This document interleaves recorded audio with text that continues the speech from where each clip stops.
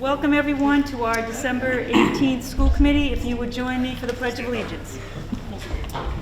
I pledge allegiance to the flag of the United States of America and to the republic for which it stands, one nation, under God, indivisible, with liberty and justice for all. And if you would please remain standing, I'd like to have a moment of silence for Cheryl Sherwood. During Cheryl's 25 years of service to the Bridgewater-Raynham School District, she touched many lives while contributing to the safety of our students. She was one of our crossing guards, and her family is our thoughts and prayers.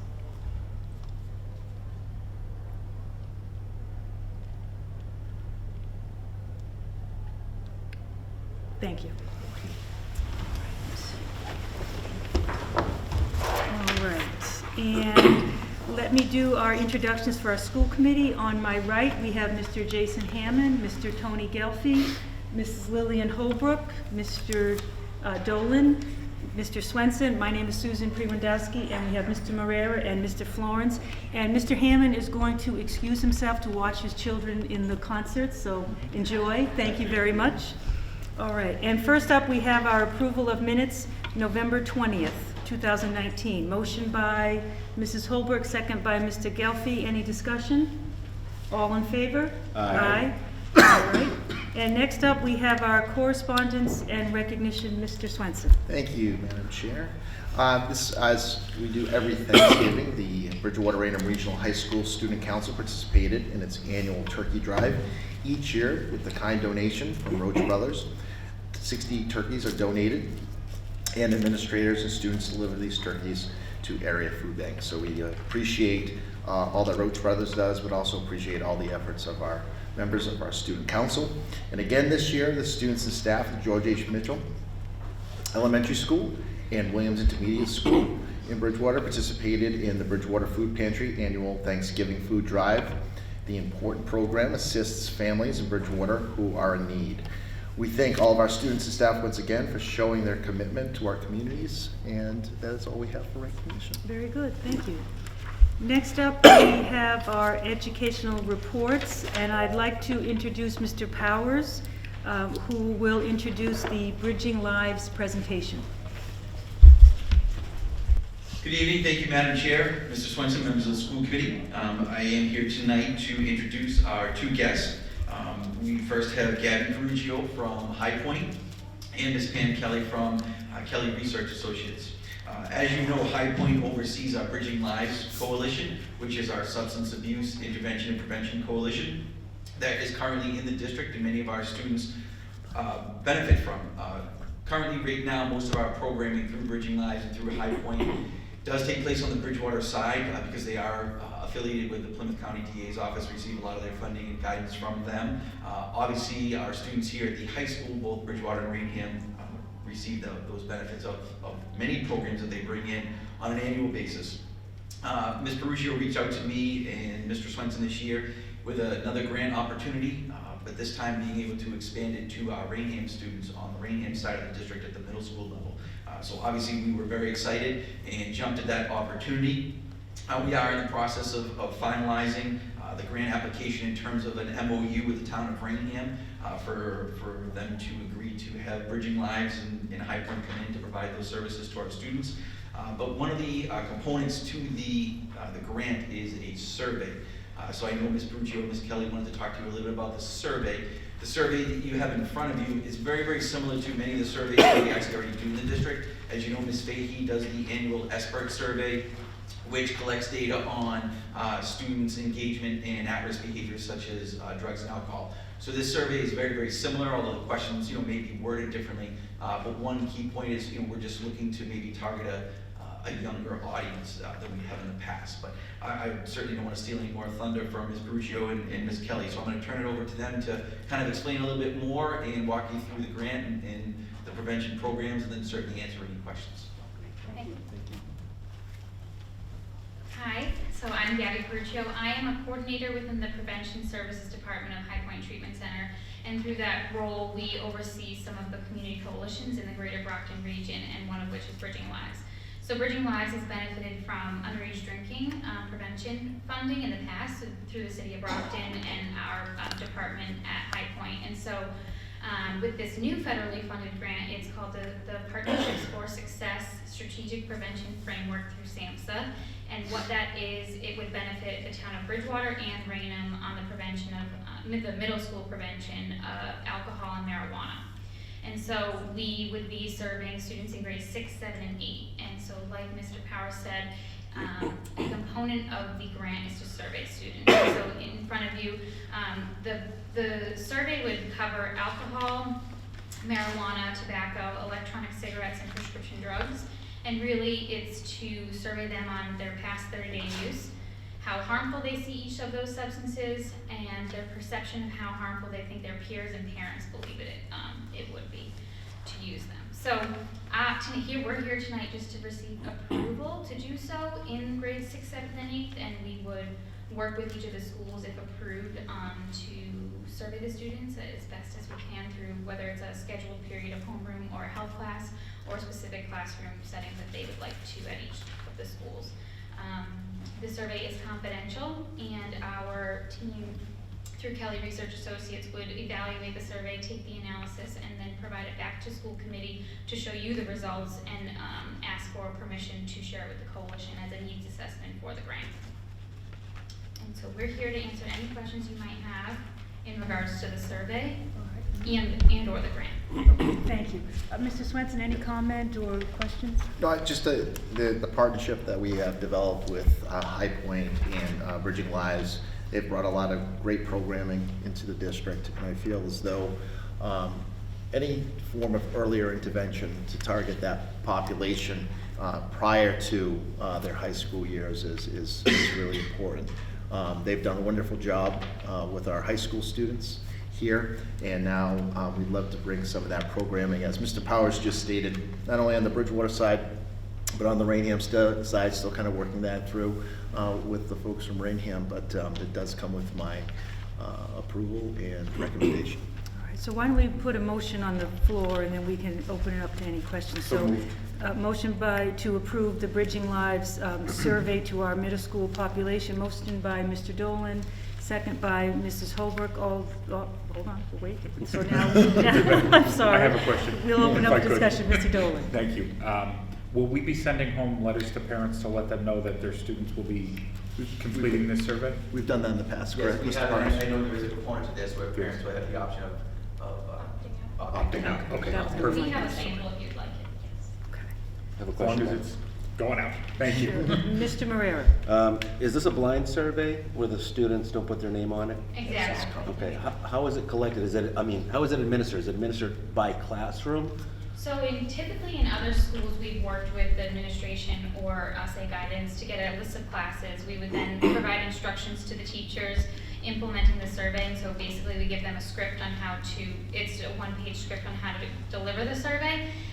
The teachers would then collect it in an envelope and seal the envelope and then provide it back to us. We would pick it up and then we would hand deliver it to Kelly Research Associates, who would then enter and evaluate the data. I guess my follow-on question would be, are the envelopes that the teachers put these in marked by class, or are those blank envelopes? They don't need to be marked by class. It's really also up to the school on how confidential you want it to be. Typically in other school districts, we've labeled in some school districts, we've labeled the classroom just so that we can hand the teachers the specific surveys. For Mrs. Smith, we'll get Right. Mrs. Smith's envelope. How many but students does she have? We don't have to do that. We don't have to do that. Well, the only reason I bring that up is if a child feels like, I know it's anonymous, I'm not putting my name on it, but if I put information on the survey that is part of this class, now they know that somebody in this class may have said certain comments that now are bringing emphasis in that class, and it may stop them from answering truthfully. Right, and we can absolutely just take the teacher's name off. We don't have to put it on there.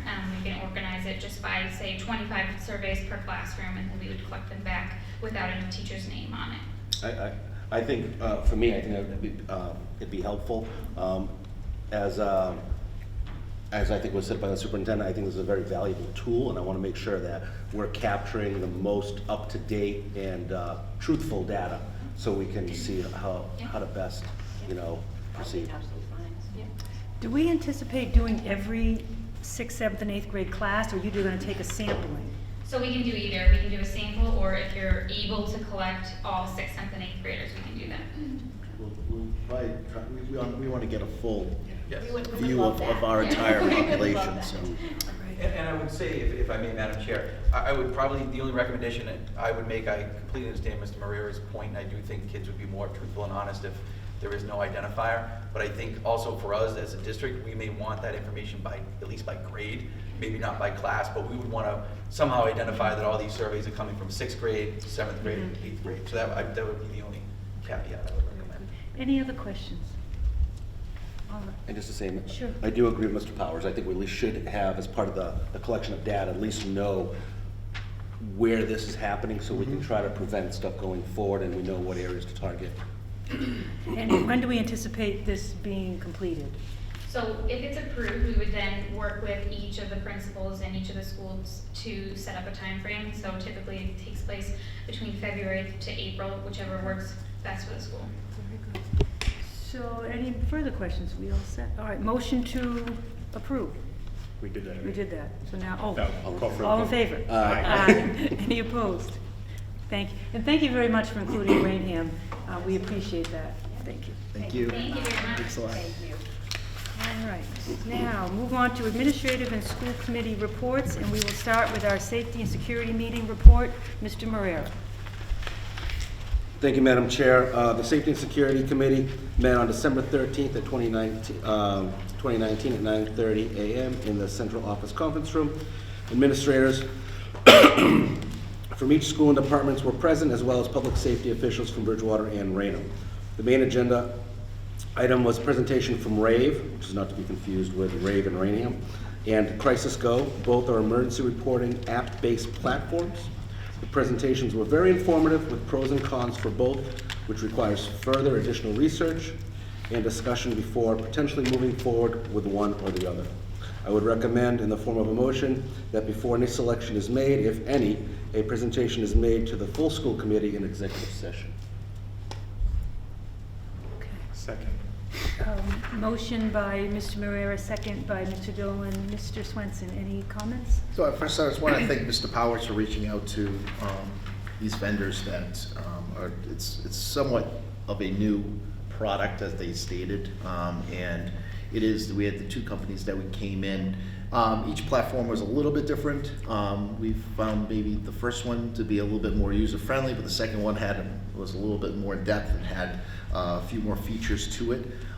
We definitely are still going to work with our safety officials to see if this is something that we would want to move forward with in terms of our recommendation to the committee. It does give our faculty access to allow a mass notification means of letting folks know if things are happening within a building from an emergency standpoint. So there's still things I think we have to kind of vet out as the safety and security team continue to work closely with our safety officials, see what they feel. And then of course it would also be, if the recommendation came to you folks and it was approved, then we would have to provide some professional development and training for our teachers as well. So I think we're still in the early stages, but I do want to thank Mr. Powers for bringing it in because it is something that we feel as though is a next step along with our ALICE training and everything that we've done so far in terms of our safety and security protocols and procedures. So. And the only reason to do that in executive session would just be so we're not sharing Security information, correct. Motion has been made and seconded. Any other discussion? Any other comments? All in favor? Aye. Any opposed? So voted. Thank you very much for attending that. And as much as I would love to keep going on, that concludes my report. Thank you very much, Mr. Marrera. Next up, we have our budget subcommittee report. Mr. Gelfi. Make yourself comfortable. It's a long. The Budget Subcommittee held a meeting on December 10th, 2019 in the Superintendent's Conference Room at 5:30. Committee members present were myself, Dr. Prigwandowski, Mr. Dolan, Mrs. Holbrook. Also present, Mr. Swenson, Mrs. Cito, Mrs. McDougall, Ms. Gormley, Mr. Pacheco, the Director of Facilities, Mr. Guasconi, the Excel Program Director. And there was one person in the audience. Facilities update. Mr. Pacheco sought the approval of the Budget Subcommittee for HVAC repairs at the high school and the Raynham Middle School. At the high school, the units are presently offline due to failures in the control boards of each unit. As a temporary fix, each unit has been programmed to run independently. The HVAC control system, or automated logic control, has been unreliable since the building was constructed. Mr.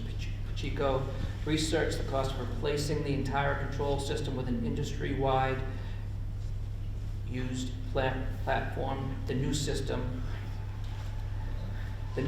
would provide the flexibility to seek service from multiple vendors and encourage competitive pricing. Mr. Pacheco obtained quotes ranging from $675,000 to $700,000 and requested the approval of the Budget Committee to add the new system to the capital improvement plan for 2023. Mr. Pacheco made a second request to allocate $57,875 for the replacement of the defective rooftop unit control boards. The replacement expenditure is necessary to prevent a catastrophic failure. So, first motion, to approve $57,875 for the replacement of the defective rooftop unit control boards at the high school and to submit a statement of interest to the MSBA for the replacement of the entire high school HVAC control system. Motion by Mr. Gelfi, Second. second by Mr. Dolan. Any discussion or questions? All those in favor? Aye. Any opposed? So voted. Mr. Pacheco followed with a request for an HVAC control repair at the Raynham Middle School. The repairs total $14,787.50, and the Director of Facilities will use funds from the Building Use Revolving Account. Once the repair is complete, the bill will be submitted to the district's insurer and the town of Raynham for reimbursement. Motion. Motion by Mr. Gelfi, second by Mrs. Holbrook. Should I read it? Read the motion? Yes, please. To approve the allocation of $14,787.50 to repair several air handler controllers, CO2 sensors for demand ventilation at RMS. Motion by Mr. Gelfi, second by Mrs. Holbrook. Any other discussion? All in favor? Aye. Any opposed? So voted, thank you. Mitchell at the Middle, the gym project was completed ahead of schedule. The total cost was $181,327. The district collected $177,832 from insurance, leaving a shortfall of $3,495, which was absorbed by the facilities operational budget. And finally, with facilities, through preventative maintenance and improved communication, utilizing the school dude work request system, many repair concerns have been fixed. Most recently, the district in-house maintenance team has been able to save the district $21,000 in outside vendor labor costs. Excel, the Excel program director, Mr. Guasconi, attended the meeting to bring a matter of concern before the budget subcommittee. Since its inception, the Excel program has charged a nominal fee for participation. The rationale for the tuition is to ensure students are invested in the continuation of their education and to offset some of the costs associated with running classes. Mr. Guasconi pointed out that some students have difficulty paying the tuition. So after some discussion, it was decided the Excel program fees will be waived for district students to begin immediately, and any tuition fees paid during the current school year, 2019-2020 school year, will be returned to the students. The district will receive funding from the sending district of out-of-district students who attend the program. So motion to stop collecting Excel tuition fees and return the fees collected for the 2019-2020 fall academic school year. Motion by Mr. Gelfi. Second. Second by Mr. Dolan. Mr. Swenson, any comments? Yes, first, we've talked about the Excel program quite a bit through this committee. The committee's been so supportive of that program. We have 2 graduations, one coming up in January and another we have in the spring. And it's for students that are just not successful within the day program. What we've also allowed to happen is to have area neighboring districts access that program too. They may not have a similar program in their own district. Over the course of time, when it was first put in place, it was actually grant funded, and the fee was a way to kind of supplement the grant funding. Over time, we started to include those students within our SIMS data, which then they became part of our Chapter 70 monies.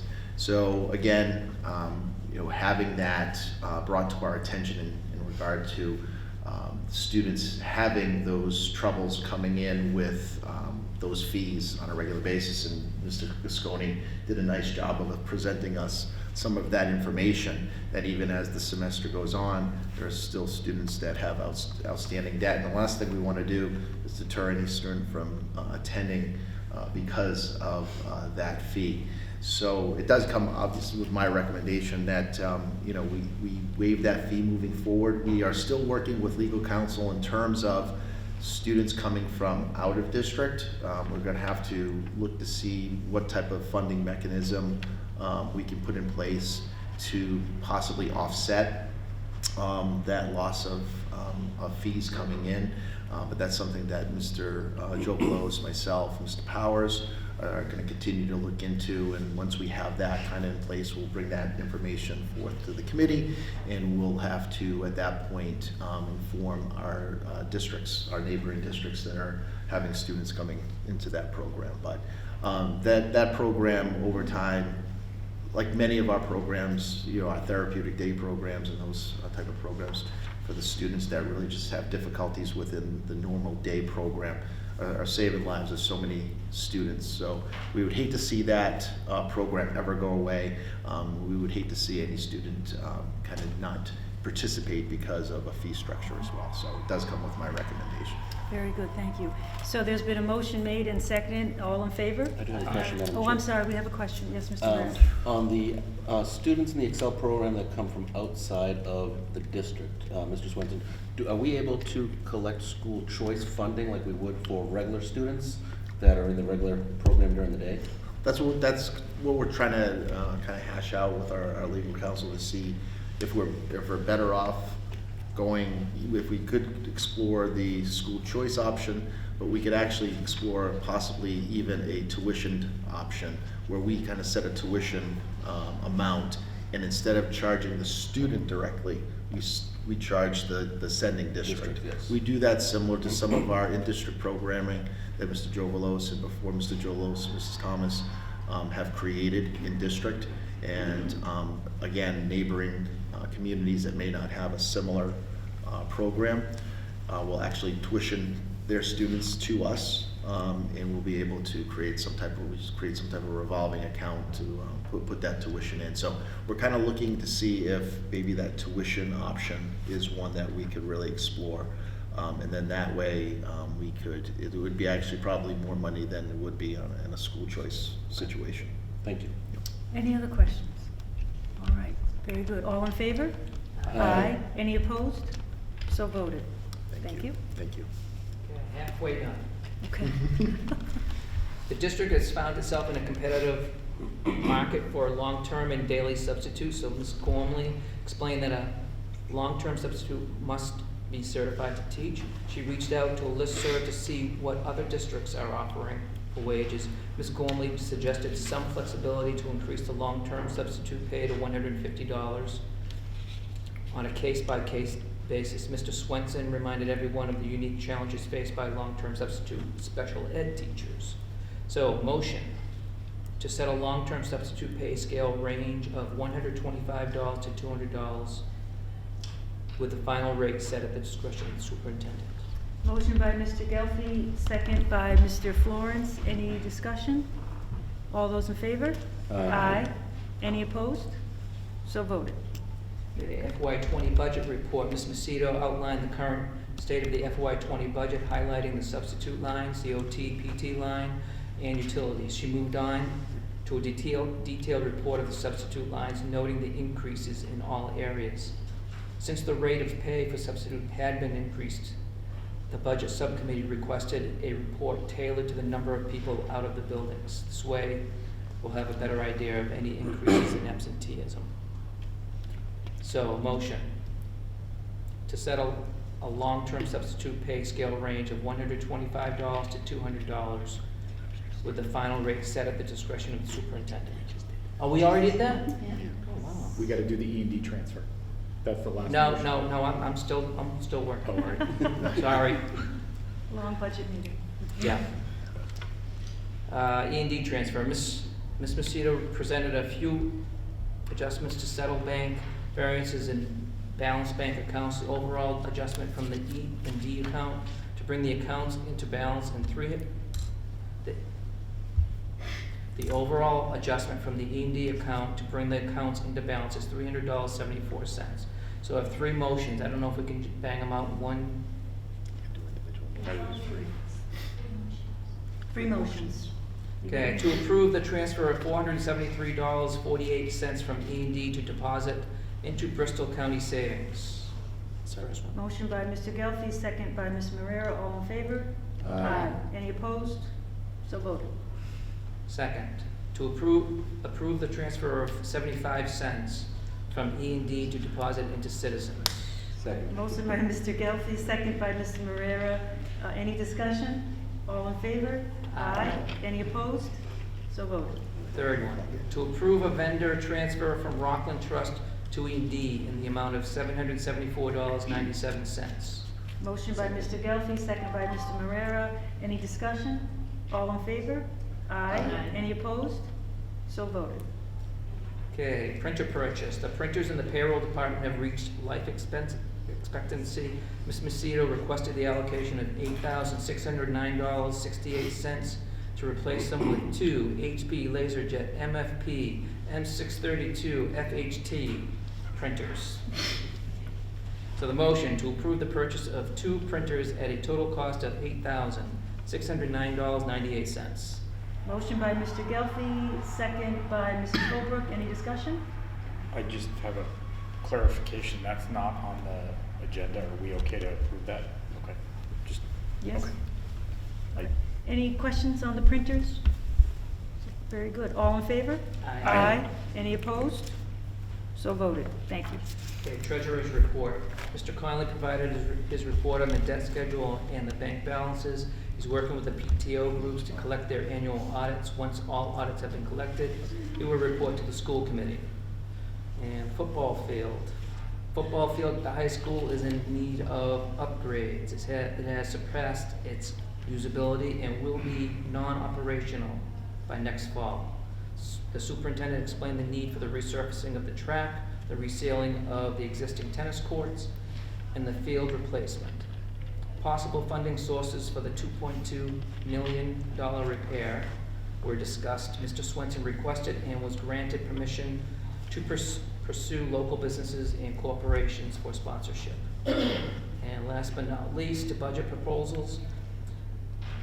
For FY21, Mr. Swenson outlined the 19 positions requested by administrators and principals as part of their FY21 budget proposals. The list will be gone over by the superintendent and the director of business services to gauge the areas of most pressing need.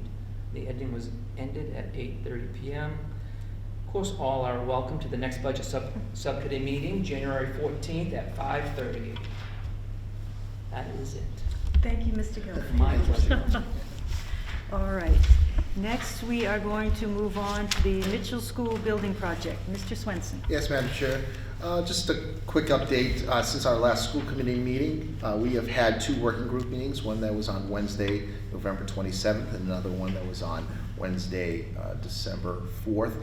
The December 4th meeting was great. We were able to thank Mrs. Holbrook, who actually participated in that day. Mr. Bray, the building principal at the Mitchell Elementary School, set us a schedule throughout the entire day where we met with different groups of educators, ESPs, nurses, guidance, school adjustment counselors, librarians, food service, custodial.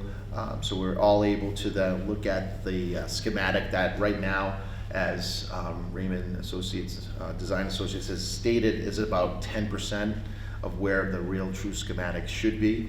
Right now, we're trying to get up to that 30% threshold in terms of real specific details of what the classrooms would look like, the administrative suite, our nursing stations, our sub-separate special education programs, our preschool programs.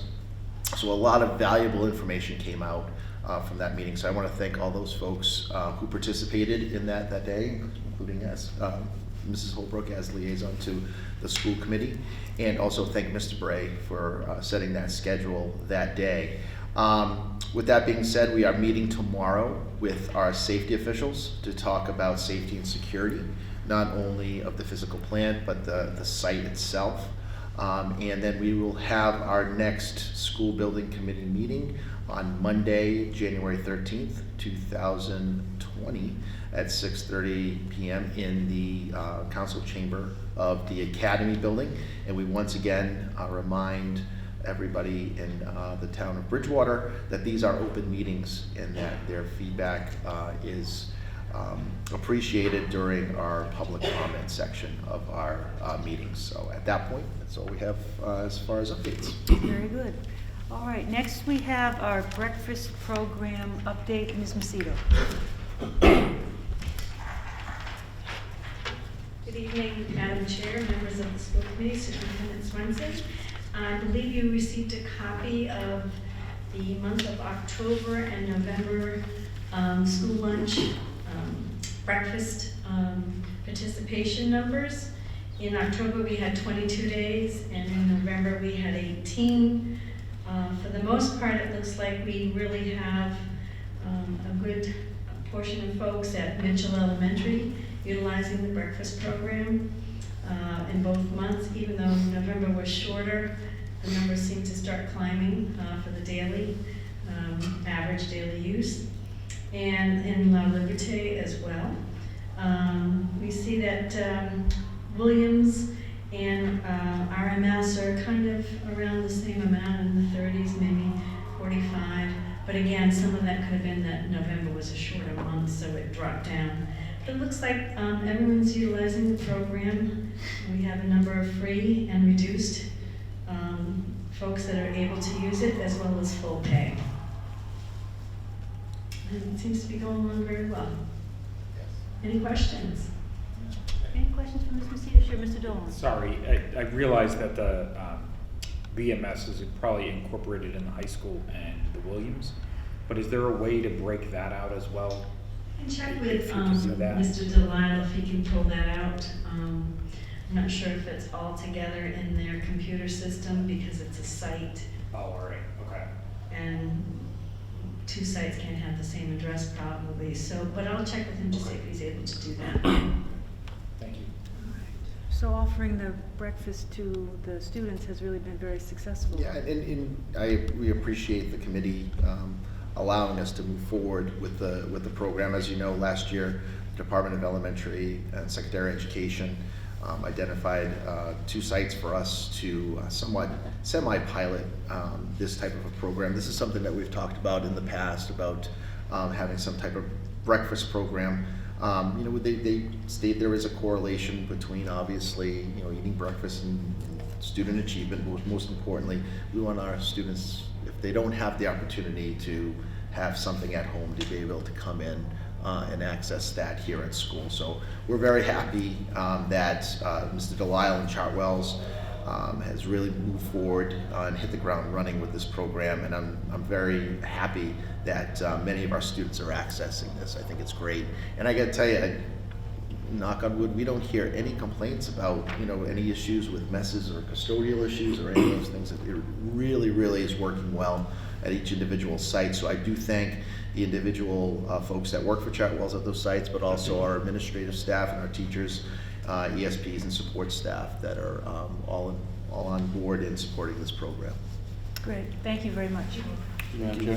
Sure, Mr. Moreira. I have one question for the superintendent. Have we had any feedback from the staff and the teachers that show productivity in the student because of this? Not directly, but I would assume that if we were to kind of put some type of somewhat survey out to them to see if they've noticed some change, we could possibly do that. Yeah, I would. I'd be very interested just to see. You know, I think it's a great program. I just would like to see if it's actually showing. You know, Can't think of the word, but it's showing progress. Sure. Very good. Any other questions? All right. Next up, we will move on to our personnel report. Mrs. Gormley. Mr. Powers. This is a very tricky meeting here. Thank you again, Madam Chair, Mrs. Swenson, members of the school committee. I will be presenting the personnel report this evening. The superintendent has approved the following appointments and reassignments. Mr. David Carlino, special education teacher at La Liberty Elementary School. Mr. Brian Smith, ESP, was reassigned to the Raynham Middle School. And Ms. Taylor Lloyd, ESP, has been appointed to the Williams Intermediate School. The superintendent has also accepted the following resignations. Ms. Elizabeth Cummings, special education teacher, La Liberty Elementary School, effective November 14, 2019. And Mr. Swenson has also accepted the resignations for the purposes of retirement from the following two teachers.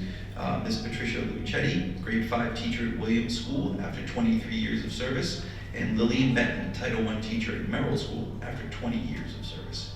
And that concludes my personnel report. Very good. Thank you, Mr. Powers.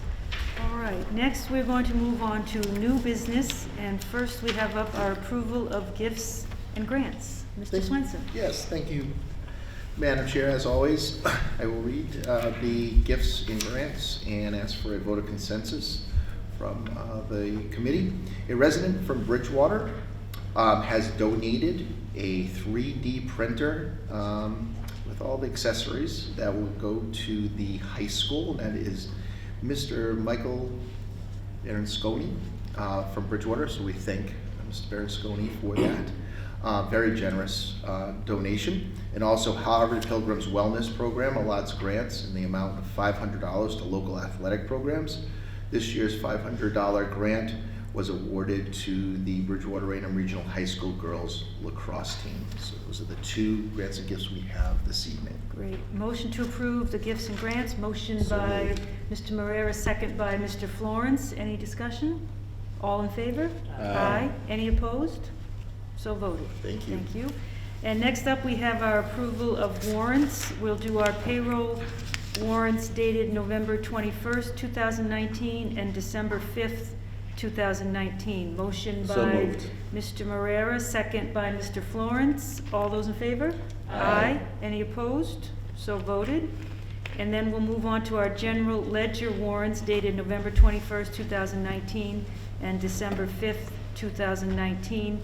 Motion by Mrs. Holbrook, second by Mr. Dolan. All those in favor? Aye. Any opposed? So voted. And next we move up to public comment. Anyone in the public wish to speak? Very good. All right, next we move on to announcements. I just have a few announcements. December 20th, 2019 is a half day of school. There will be no classes during the winter break from December 23rd, 2019 until January 1, 2020. Classes will resume on January 2nd. Excel graduation will be January 9th at 7 o'clock right here in this room. Our next school committee meeting is scheduled for January 22nd, 2020. And of course, we just want to wish everyone a happy holiday and restful winter break. Does anyone else have any announcements to make? All right, we can hear the concert. Motion to adjourn at 7:39. So moved. Motion by Mr. Moreira, second by Mr. Florence. All in favor? Aye. Very good, we're adjourned. Thank you, everyone.